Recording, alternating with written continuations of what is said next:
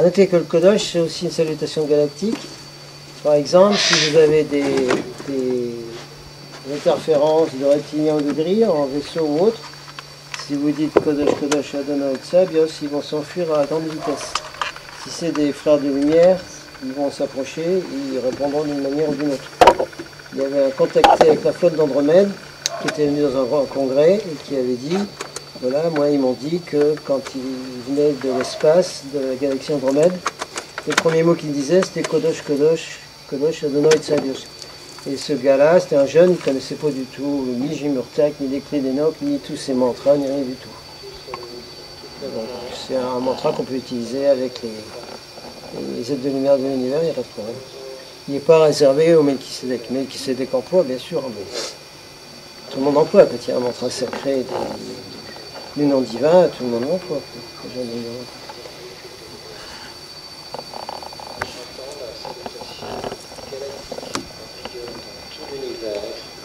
Y compris de ceux venant des autres galaxies comme ceux qui viennent d'Andromède. Cette salutation est Kodosh, Kodosh, Kodosh, Adonai, Tsabios. Donc vous essayez de... On chante tous. Hein. Monsieur peut faire les grosses voix.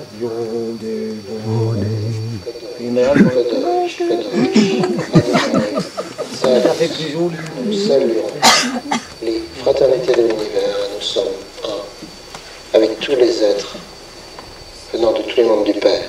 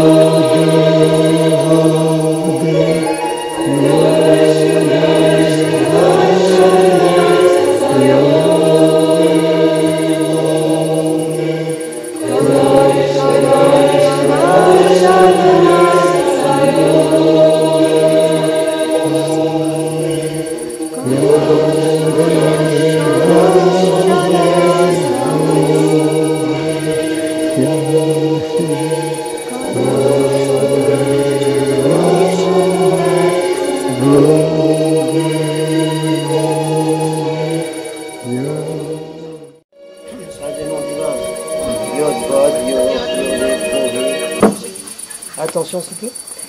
Avait été lancé par quelqu'un qui s'appelait José Argüelles, qui était un professeur d'université américaine, versé dans tous les trucs orientaux, prophéties, etc. Il avait pris ça du calendrier Maya.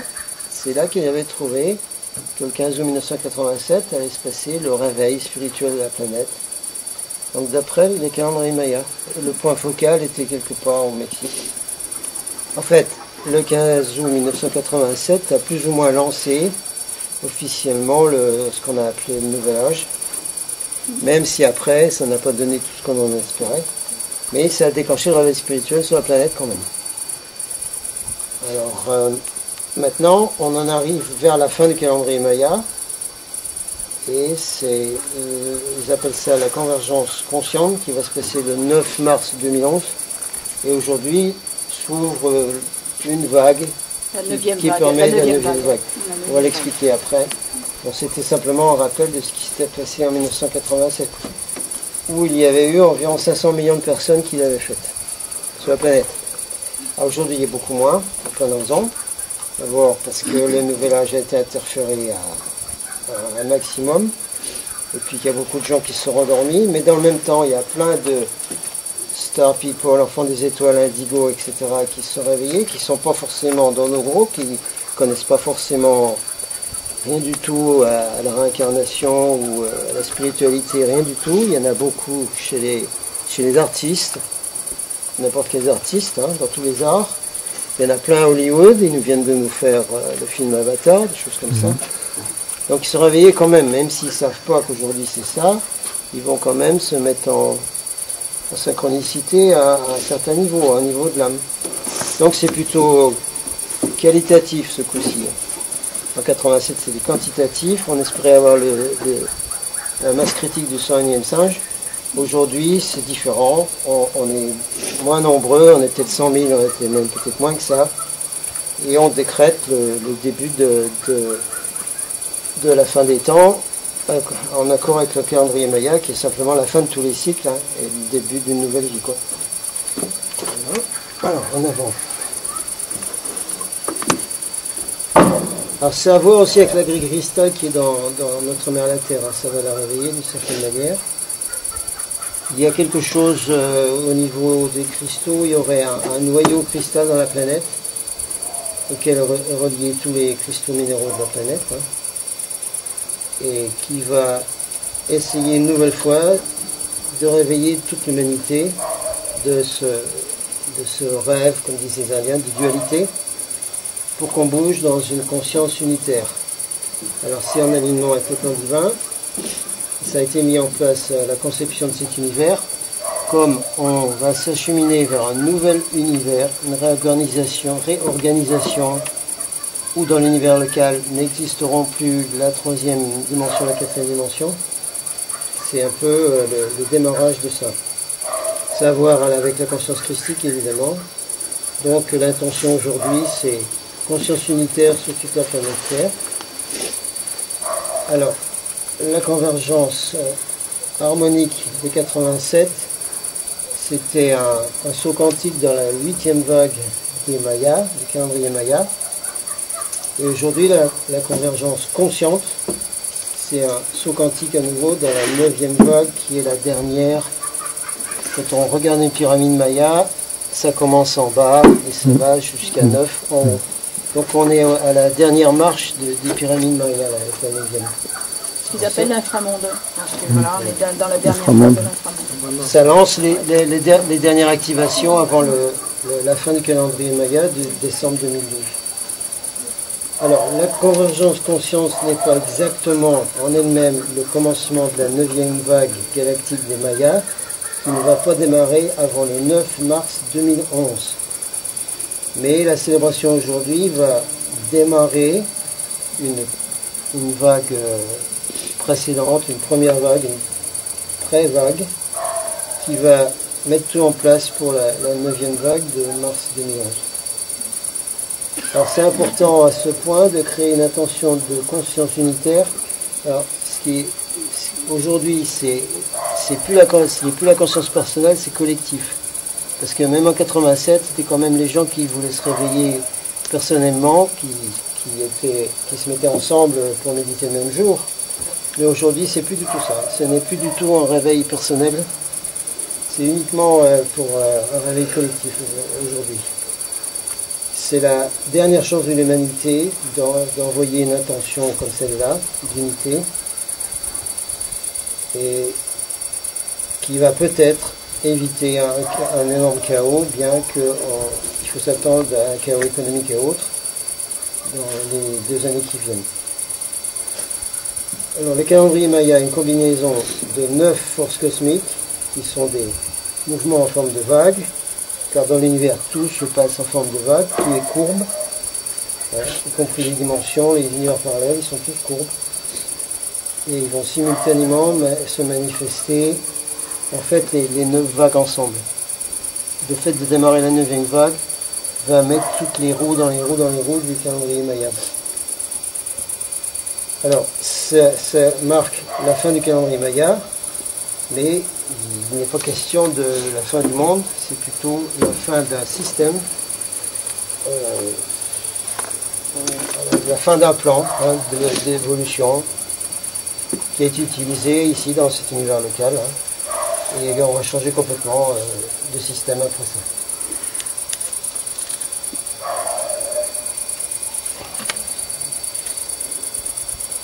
Donc bien sûr, la dernière vague, ce sera la plus puissante. Elle va fonctionner avec également les forces cosmiques puissantes du Soleil, qui va être le plus fort qu'avant, de tous les rayons qui vont venir du grand Soleil central, etc. Et il y a même encore plein d'autres choses qui sont découvertes par les scientifiques aujourd'hui, pas seulement les rayons gamma, mais d'autres rayons qui vont entrer en action aussi pour 2012, mais qui vont commencer avant. Hein. Quand on parle de 2012, c'est le pic, hein, mais ça commence dès l'hiver prochain, dès maintenant. Alors la 9e vague, qui officiellement va démarrer le 9 mars 2011, doit apporter un basculement de conscience unitaire, où le cerveau humain, disons le mental humain, ne pourra plus être dominé par aucun filtre noir ou filtre des ténèbres. En quelque sorte, on peut dire que nous allons devenir transparents, tous les êtres qui participent à cette évolution. Et cette conscience particulière, c'est ça qui va faire la différence pour décider qui et quoi part dans le nouvel univers et ceux qui n'y vont pas. En fait, si on devient transparent, on va disparaître aux yeux des autres. Comme les Anasazi l'avaient fait, comme vous avez vu ça aussi dans la prophétie des Andes, hein, où les êtres deviennent transparents et disparaissent. C'est quelque chose dans ce goût-là. Donc il est possible que, pour ce qui concerne les êtres de lumière et spirituels, il se passe quelque chose comme ça et qu'on ne soit pas soumis à toutes les catastrophes que vont avoir les autres gens. C'est possible. Alors les êtres humains, ils devaient être en résonance avec tout ce fonctionnement des forces cosmiques qui arrivent à la fin, là. Et au minimum, avoir fait un choix subconscient de s'aligner avec ça. C'est-à-dire que l'âme, quelque part, et tout ce qui a rapport avec les vies antérieures, doit se mettre à un niveau où de dire, ok, maintenant tout est fini, on a tout réglé, il n'y a plus de karma, il n'y a plus rien. Maintenant, je vais m'aligner avec ça. Il y a les deux choses. Hein. Consciente, convergence consciente, et puis faire que le niveau subconscient, qui est aussi une partie de l'âme, soit d'accord d'accepter ça. Bon, ceux qui participent à ça aujourd'hui sont ceux dont les Hopis ont dit, le conseil des Hopis, hein, nous sommes ceux que vous avez attendus, parce qu'ils parlaient des êtres des étoiles qui venaient ici, et qui avaient déclenché aussi l'arrivée des êtres des étoiles qui ne sont pas incarnés sur la Terre. Alors, c'est une vague sur laquelle il faut surfer, comme on dit aujourd'hui, plutôt que d'être pris dedans, dans le chaos, avec toutes les dualités et tout ça, et les conflits des dimensions inférieures. C'est vraiment la dernière chance que les humains peuvent s'aligner avec le plan cosmique. Hein. Donc en fonction de ceux qui vont faire cet alignement entre maintenant et le 9 mars 2011, c'est pour ça que les forces de lumière de l'univers attendent pour prendre quelques décisions ce soir, et également pour notre mère la Terre, et les étoiles et tout, pour le nettoyage, hein, la transition. La force de la transition sera en fonction de l'unité qui se sera faite pour un certain nombre d'êtres qui sont sur la Terre. Ça marche ensemble. C'est pas pour rien que le nombre 9 est sacré dans très nombreuses traditions spirituelles. C'est la fin, c'est la fin de la mission. C'est la 9e vague, 9 mars 2011, c'est la fin de la mission. C'est le nombre de destins de l'humanité. Et ça va être le choix de tous ceux qui le veulent, de dire ok, on finit la mission, ou alors on fait autre chose. C'est ça. Alors, après ça, on va partir. Ça, c'était le topo sur la convergence consciente. Attends, arrête de voir la vidéo, la machine. Il y a des questions, là, de nouveau, là, ce coup-ci. On me dit, c'est que ce coup-ci, ce n'est pas une affaire personnelle. C'est également, ce n'est plus une affaire personnelle d'évolution. On n'en est plus là. On n'en est plus, pour ce travail qui nous est demandé maintenant, à se dire, oui, mais il faut encore que j'évolue à tel niveau et tout ça, régler telle partie de moi et tout. Pour cette activation-là, on doit oublier ça. C'est un peu, on nous demande de faire quelque chose d'automatique et de naturel, je voudrais dire. Naturel, comme la Terre, comme tous les formes de vie, exactement comme dans le film Avatar. Parce que quand ils se mettent tous en unité, ils ne pensent pas. Ils ne réfléchissent pas, il faut que personne ne réfléchisse. C'est ce que automatiquement dans toute la tribu, tout le monde le fait en même temps. Un peu comme le font toutes les tribus dites primitives. Donc c'est ça qui nous a demandé pour ce truc-là. On le fait consciemment, la seule différence c'est qu'on a décidé de le faire consciemment, alors que souvent dans les tribus, ils faisaient ça se faisait tout seul. Là, on doit faire un petit effort conscient pour dire, ok, hop, maintenant je me mets en unité avec tous les êtres qui sont comme moi, et je ne regarde même plus où en est les différentes parties de mon corps, ou mon niveau d'évolution, c'est pas le point actuel. C'est pas ça qui nous est demandé pour ce travail-là. Peut-être qu'à un certain moment, il y aura des trucs personnels qui vont nous arriver, mais là, c'est uniquement un truc collectif. On prendra un ancien terme qu'on utilisait en France il y a longtemps. Unité d'action, je veux dire. En fait, oui, ce que je veux dire. Excuse-moi, ce qui nous a demandé, c'est cet engagement, oui, je veux. En fait, c'est une sorte d'engagement. Oui, parce que l'âme, tu dois être d'accord au niveau de ton âme, qui est quand même assez dans le subconscient, parce qu'on n'est pas toujours en train de discuter avec son âme. C'est plutôt l'âme qui nous dirige qu'au contraire. Nous, on a une voiture, puis l'âme, c'est le pilote. Il faut que l'âme, elle dise, ok, maintenant, on passe à la transformation collective de l'univers, et on n'en est plus à regarder le truc personnel, quoi. Et on a fait le choix. Parce qu'une fois qu'on a fait le choix, c'est tout. On va pas discuter 10 000 ans de savoir encore, ah oui, je veux décider d'évoluer, d'aller en telle dimension. On fait le choix une fois, puis c'est tout. Après, on est libre pour faire cette unité. Bon, alors après avoir fait le point sur la convergence, on va faire une méditation donnée d'ailleurs par les informations. Là, c'était à la fois de Solara et de quelqu'un qui s'appelle Coleman, qui sont ceux principalement qui ont lancé cette affaire du 17-18 juillet, la convergence consciente. C'est l'origine de tout ça, quoi. Alors Solara a l'habitude de donner une méditation pour ces jours-là. C'est pas spécifique pour aujourd'hui, c'est une méditation qu'elle propose qu'on fasse aujourd'hui, et que tous ceux qui l'ont reçu par internet vont faire. Donc on va être des tas de groupes comme ça, des centaines de groupes sur la Terre qui vont la faire en même temps, quoi. Alors on va passer en revue un petit peu comment la méditation se compose. Alors il faut appeler la colonne de lumière. La colonne de lumière s'appelle aussi Shekinah. Alors il faut la faire descendre dans le corps de la Terre. Moi ce que je propose, c'est quelque chose qui avait été donné par Alora Sky. Et puis peut-être Turtle Woman aussi, je crois. C'est assez simple pour nous autres. On visualise qu'on reçoit un rayon de lumière de couleur dorée qui vient du centre de cet univers local, quoi. Alors soit on peut visualiser qu'il vient d'une source qui a la forme d'une étoile dorée, parce que c'est assez simple à visualiser, à savoir que la lumière dorée est la fréquence de lumière la plus haute dans l'univers, plus haute que la lumière blanche. C'est donc plus fort que ce que font les ésotériques ici quand ils parlent de la lumière blanche, ou les chrétiens quand ils parlent de la lumière christique, qui d'ailleurs n'était pas blanche, qui était dorée. Ensuite, on descend ça par nous, dans le chakra de la tête, jusque dans les pieds, on l'envoie dans notre mère la Terre, et on imagine qu'au centre de la Terre, il y a aussi une étoile dorée, pareil, qui peut très bien être, en fait, parce que ceux qui ont découvert la Terre creuse ont parlé d'un soleil central, la Terre de la Terre. On peut très bien le voir de couleur dorée, ça fait l'alignement comme ça avec le centre de la galaxie et de l'univers. Après on le fait remonter. Quand elle arrive au chakra du cœur, ben, on l'envoie vers l'extérieur, il nous emplit nous, tous les êtres qui sont avec nous, hein. Les êtres qui vivent avec vous, vos animaux, tout ça. Et puis ça s'en va, toute la planète, et ça peut aller jusqu'au bout de l'univers. Je propose ça en plus que de ce que dit Solara, quoi.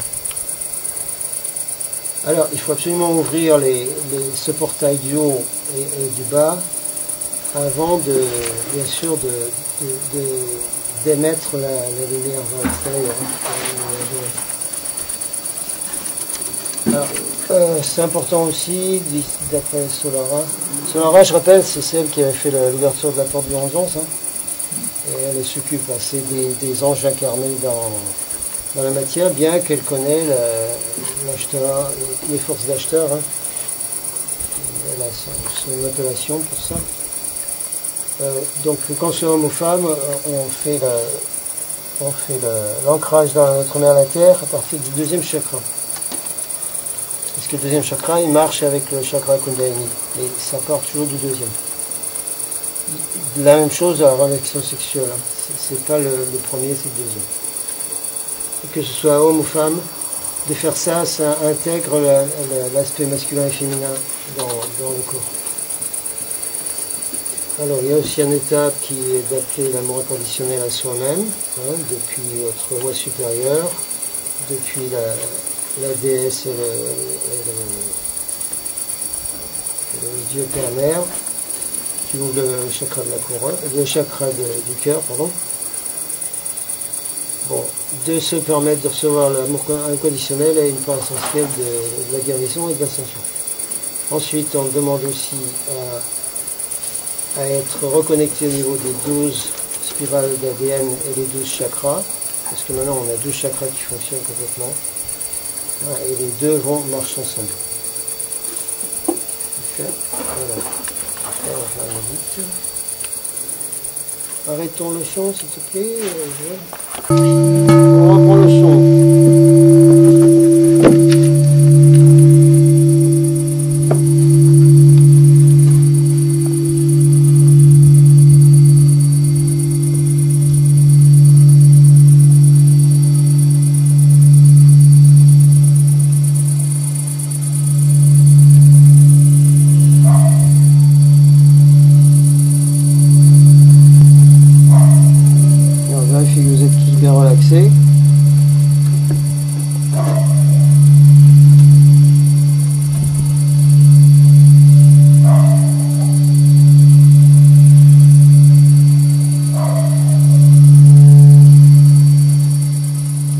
Mentalement, on dit j'appelle à moi la lumière, ce qui veut dire la lumière dorée qui est la plus haute lumière de l'univers.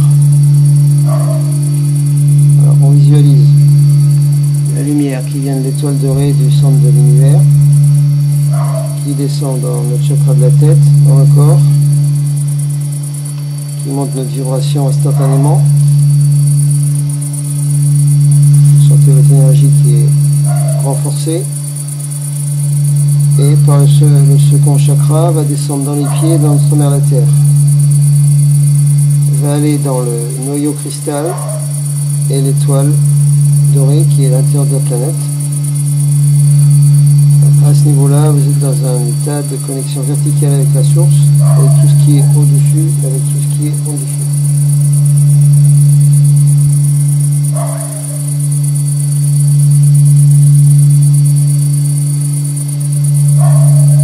Vous essayez d'examiner votre aura avec votre perception intérieure. Vous voyez que ça prend la forme d'un œuf autour de vous.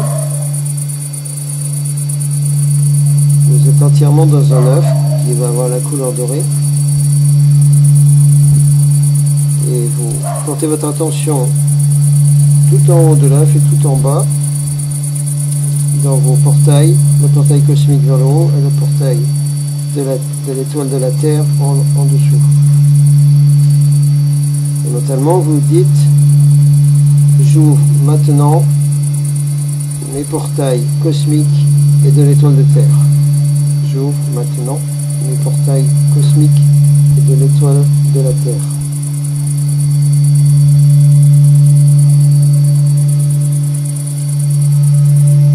Comme le portail cosmique s'ouvre, vous sentez encore plus de lumière concentrée qui vient du centre de la galaxie,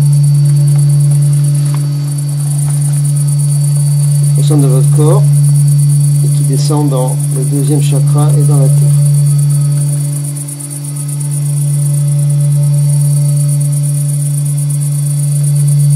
À ce moment-là, mentalement, vous dites: je m'ancre moi-même dans le cœur de Gaïa, la mère Terre. Je m'ancre moi-même dans le cœur de Gaïa, la mère Terre. Et vous envoyez un cordon de lumière depuis le deuxième chakra, dans les pieds et dans le noyau cristal de la Terre-Mère et dans l'étoile dorée qui est à l'intérieur de la Terre.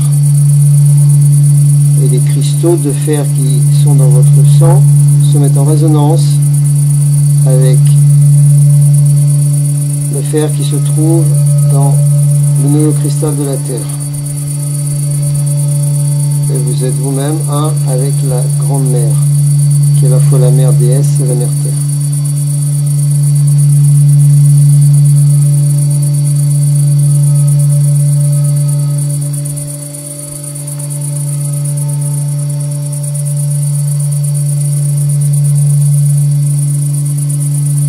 Toujours conscient de votre aura dans tous les côtés, qui est la forme d'un œuf, vous allez émettre un commandement. Et mentalement, vous allez dire que toute l'énergie que j'ai donnée à l'extérieur, ou que j'ai laissée derrière moi, revienne à moi maintenant.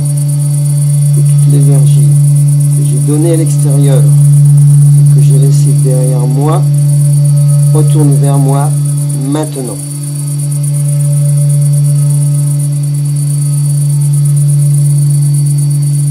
Vous sentez votre énergie, toutes les parties de vous qui étaient parties ailleurs, qui reviennent dans votre champ d'énergie, dans votre corps.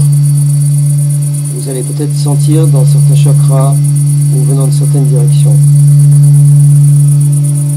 Votre aura devient de plus en plus brillante et de plus en plus forte, au fur et à mesure que tous vos points d'énergie, qui étaient le total de vous-même, vous reviennent. Et vous dites bienvenue à votre pouvoir divin, alors qu'il retourne vers vous.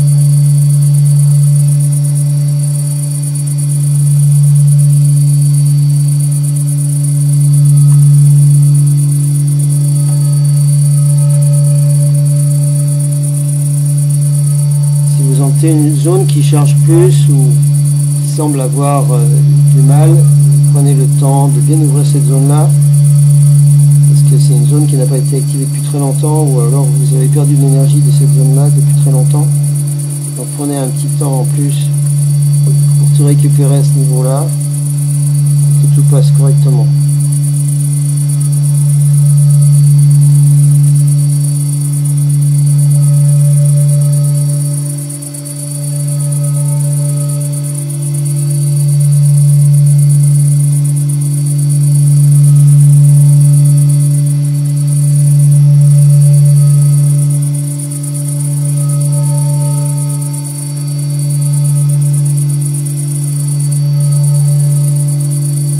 Ensuite, on va demander l'assistance à la fois des anges, qui sont les forces divines non manifestées, non incarnées dans une matière, et les êtres de lumière, enfin des étoiles, qui sont les forces divines incarnées dans une forme ou une autre, de nous envoyer une lumière dorée encore plus forte. Et mentalement, on dit: j'appelle une douche de lumière dorée pour nettoyer et guérir mon aura maintenant. J'appelle une douche de lumière dorée pour nettoyer et guérir mon aura maintenant.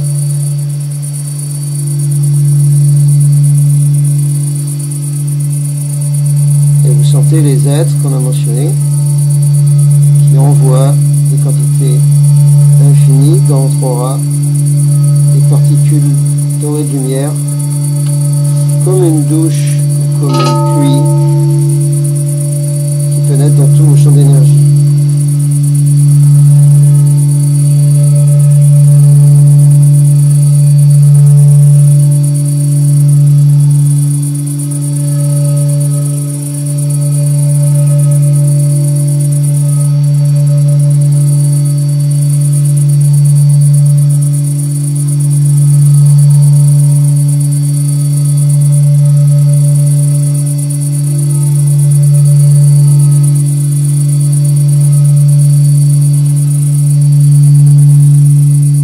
Sentez que votre aura est saturée avec cette lumière dorée qui est envoyée par les forces angéliques et les êtres de lumière de l'univers.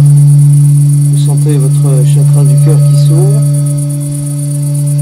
Mentalement, vous allez dire: j'appelle l'amour inconditionnel à moi-même maintenant. J'appelle l'amour inconditionnel vers moi-même maintenant.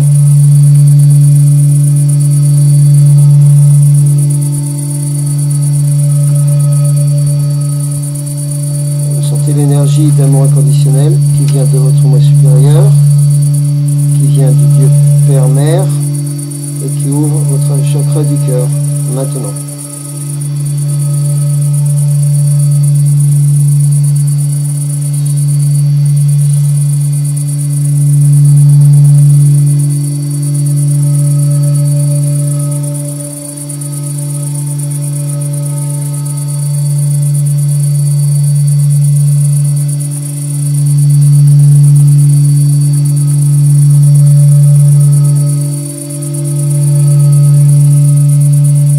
Maintenant, vous allez visualiser une spirale de lumière dorée qui va tourner autour de votre aura, sens des aiguilles d'une montre, qui va venir du point le plus haut, au-dessus de votre tête, et qui va finir dans vos pieds. C'est une spirale qui va créer une sorte de dépôt, de croûte, de lumière dorée de plusieurs centimètres autour de votre aura, ce qui va sceller votre énergie et vous garder dans une très haute vibration après la méditation.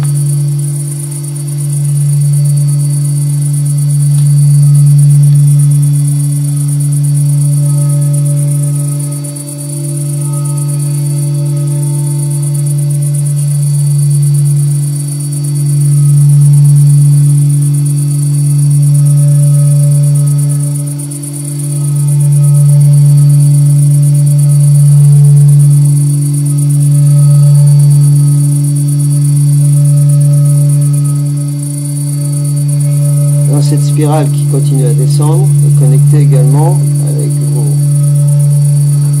spirales d'ADN, quel que soit le nombre de spirales que vous avez. Et vous visualisez toutes les spirales d'ADN qui ont été connectées, qui fusionnent avec la spirale de lumière dorée dans chaque cellule et qui vous reconnectent.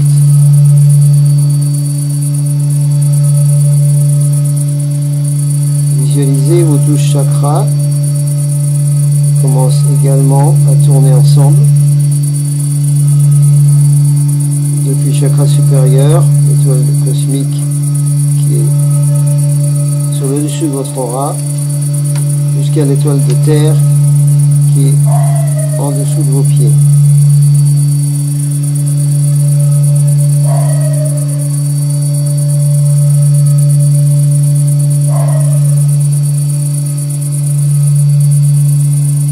Connexion de votre ADN entière, c'est-à-dire de toutes les spirales que vous devez avoir maintenant, et les spirales que vous allez avoir dans votre prochaine destination, quelle que soit la dimension où vous allez, et tout le système de chakras s'aligne complètement et vous permettre dès maintenant et pour le futur de devenir le maître multidimensionnel que vous êtes en réalité.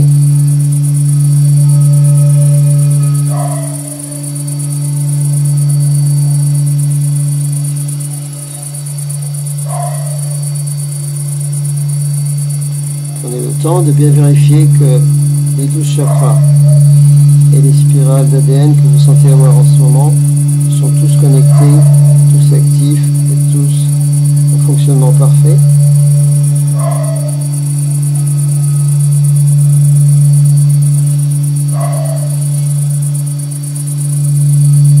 Et chacun avec votre propre timing, quand vous aurez senti que ceci est, vous pourrez alors envoyer de votre aura, de cet œuf de lumière dorée qui est autour de vous. Vous pourrez envoyer cette lumière dorée vers l'extérieur par le chakra du cœur qui va pénétrer tout ce qui est autour de vous, votre environnement, vos animaux, vos plantes, tous les êtres que vous aimez, votre région, le continent, la planète entière, le système solaire, la galaxie, l'univers. Vous pouvez envoyer ça facilement jusqu'au bout de l'univers qui est courbe. Et cette lumière va revenir dans tous les sens.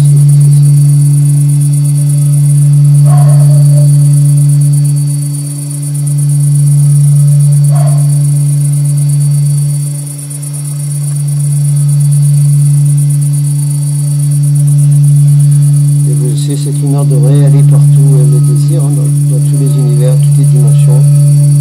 Éventuellement revenir vers vous, puisque tout est en boucle, en cycle et en sphère.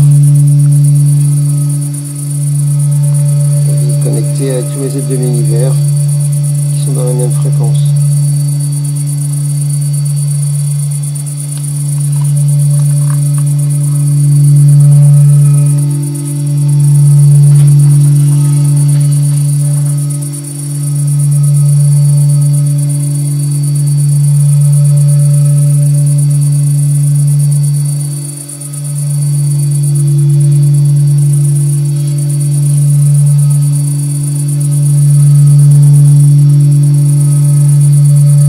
Quand vous sentez que vous avez fini, vous dites il en est ainsi, le système que vous avez l'habitude de faire. Vous pouvez dire amen, amen, amen et amen, quels que soient les mots qui vous sont confortables pour sceller la finition de cette méditation.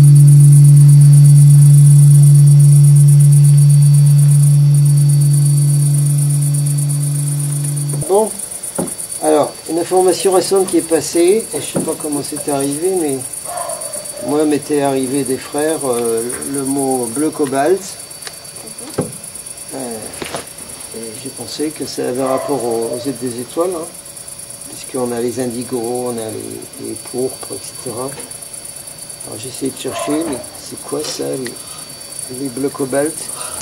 Puis par hasard, j'ai trouvé sur internet des gens, très peu, mais quelques-uns qui commencent à dire oui, c'est bien tout ça, les indigos et tout, et moi quand j'essaye de sentir, c'est du bleu que je vois, où les gens me disent que j'ai du bleu dans mon aura, etc. Et même certains ont même dit, j'ai retrouvé des gens qui ont dit, et c'est un bleu cobalt. Alors j'ai réussi à trouver, oui, C'est un bleu pur et électrique. Et en fait, le bleu d'Ashtar et toute la flotte, y compris le Michael d'ailleurs, c'est un bleu électrique qu'on a du mal à visualiser ici, mais probablement que le cobalt se rapproche le plus. Donc à la limite, tous les gens qui ont une connexion à Ashtar seraient des bleus, quoi. Alors j'ai trouvé quelques notes sur les êtres bleus. Alors, les êtres qui seraient bleus, c'est-à-dire des scarpicots de couleur bleue, mais aussi avec bleu dans l'aura, tout ça, c'est la même chose, seraient un groupe d'âmes empathiques et ultra sensitives qui viennent, comme les indigos, de très nombreuses planètes d'autres dimensions, qui viennent ici pour éliminer le code génétique de l'humanité et augmenter la conscience divine sur Gaïa, qui est dans la Terre. Mais les bleus sont le rayon perdu des travailleurs de lumière. C'est des spéciaux dont on ne parle pas, qu'on a oublié quelque part. Curieux. Mais ça ne m'étonne pas du tout. Alors, les êtres bleus, vous êtes venus pour transformer l'ADN qui a été muté et endommagé de l'humanité et pour préparer la scène ici pour les autres rayons. Donc les bleus sont un peu des pionniers. On pourrait dire que les bleus, ils sont venus avant les derniers petits indigos pourpres et tout ça. Vous n'avez pas été reconnu pour votre lumière divine unique, y compris donc, même par les autres indigos, même par les autres qui étaient dans tout ça. Il est possible que vous n'ayez pas été reconnu, ou qu'on vous ait trouvé quelqu'un de bizarre. Et la seule chose que vous avez eu à faire, c'est de vous reconnaître vous-même. C'était la seule chose. Et personne ne voulait vous reconnaître.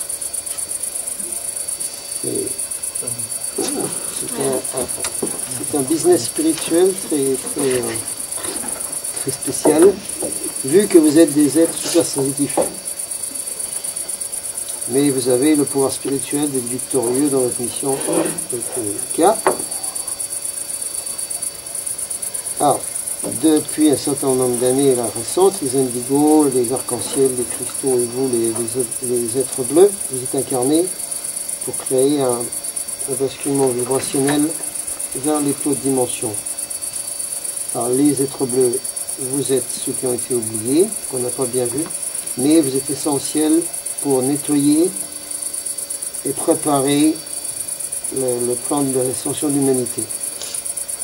C'est à cause de vous, les êtres bleus, que la Terre va être capable de prendre sa place, grâce à vous, oui, c'est grâce à vous, les êtres bleus, que la planète pourra prendre sa place dans le nouvel univers et dans les conseils de paix et d'unité galactique et universelle. Les êtres bleus également.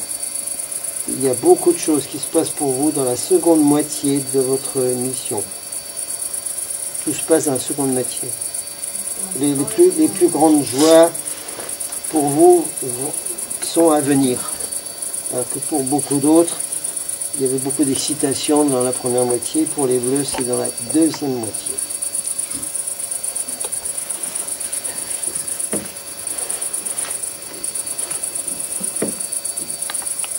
La mission des êtres bleus. Infiltrer le système. En se rappelant qui vous êtes et pourquoi vous êtes venus. Planter les semences de paix, amour, lumière et haute connaissance. Quelle que soit la dureté ou le temps qu'il a fallu pour faire ça, c'était votre mission. Vous aviez les outils spirituels et la lumière divine pour y arriver. Les traits ou ce que sont les bleus, ce sont des transformeurs qui utilisent l'alchimie, c'est-à-dire en ce sens que vous transmettez naturellement les basses énergies. L'âge des bleus actuellement serait entre 30 ans et la fin des 50 ans. ont des similarités avec les indigos, les cristaux, les êtres arc-en-ciel, mais ils sont beaucoup plus ultra sensitifs, intuitifs. Ils peuvent facilement communiquer avec les royaumes supérieurs. Vous avez une connaissance sacrée et une sagesse. Très souvent, on vous prend par erreur pour des indigos. Vous êtes très adaptable et extrêmement empathique. Les bleus sont plus réservés et plus calmes que les indigos. Et ils apparaissent plus mystiques dans leur apparence. Parmi les bleus, ceux qui ont été depuis longtemps sur une mission, ils auront un air plus éthérique, où vraiment ils ont l'air de gens des étoiles. La communication et l'expression se font pour les bleus souvent dans les arts créatifs. Il est extrêmement important pour vous de vous exprimer vous-même. Ça fait partie de votre mission. Beaucoup des bleus ont pris très longtemps pour être capables de parler et d'être vus par les autres. Ils ont du bleu dans leur aura et ils ont beaucoup de bleu autour d'eux également, au-delà de l'aura. Ils ont aussi du violet, car ils ont la capacité de transmuter les densités basses avec le violet. Ils travaillent avec l'archange Michael, Saint-Germain et la flamme violette. Beaucoup sont ou ont été des guérisseurs spirituels ou guérisseurs énergétiques, parce que vous voulez vraiment aider et guérir les autres, et vous avez une capacité de guérison innée. Beaucoup de types d'eau, c'est-à-dire émotionnels, non statiques, associés avec l'énergie divine féminine. Musique, son, danse, nature sont très importants pour vous. Vous avez appris à cacher vos capacités supernaturelles et vous êtes resté souvent en arrière, dans l'attente, regardant, observant, mais toujours dans la connaissance. On peut résumer les bleus en disant ceux qui attendent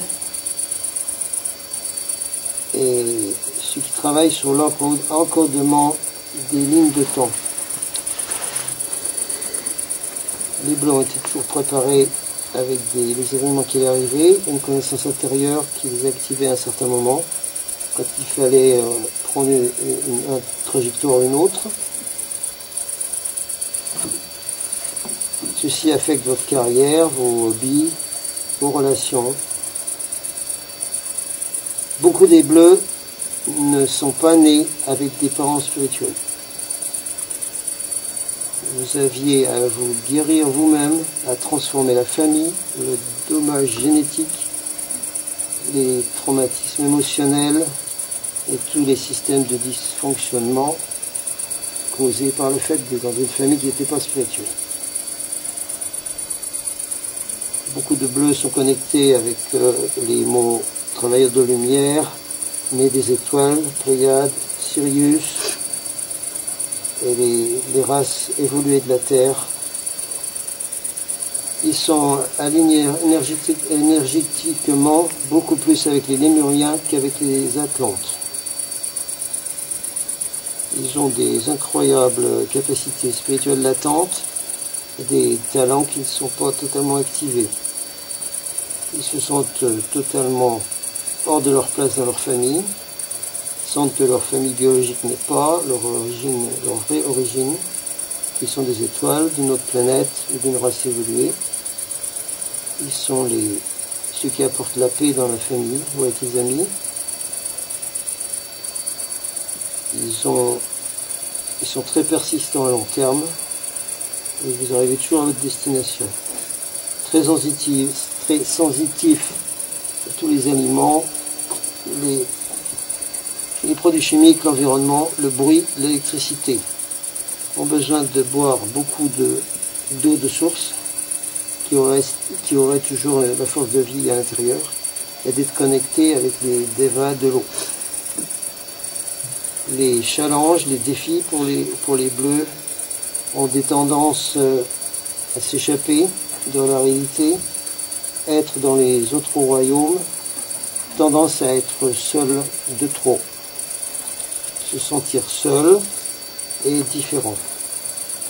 Dans les premières années de la vie, tendance d'être addicté. En français, s'il vous plaît. Addicté, oui. Ok. À quoi que ce soit. Hein. Fatigue chronique, parce que transformant toujours les énergies ou quittant le corps trop souvent. Et pour des périodes trop longues. C'est pas bon pour eux. Bon, ils ont à apprendre à régler pas mal de choses dans la communication. On leur disait qu'ils étaient différents, qu'ils imaginaient tout. Peuvent avoir des attachements d'entités, d'esprit ou de formes pensées négatives. Parce que les êtres bleus transforment et montrent la lumière à ces entités, ou esprits, ou formes. C'est pour ça que ces entités, esprits ou formes viennent vers vous. Et vous êtes capable de réparer les dommages génétiques et de les transformer.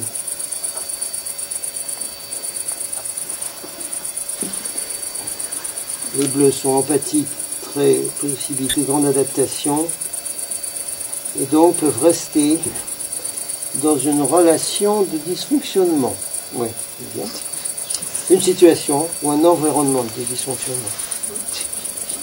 Ils ont besoin d'établir, de maintenir des barrières énergétiques et de connaissances.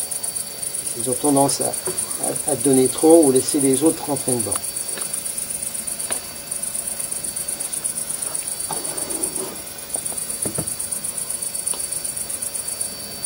Voilà pour l'instant ce qu'on a sur les bleus.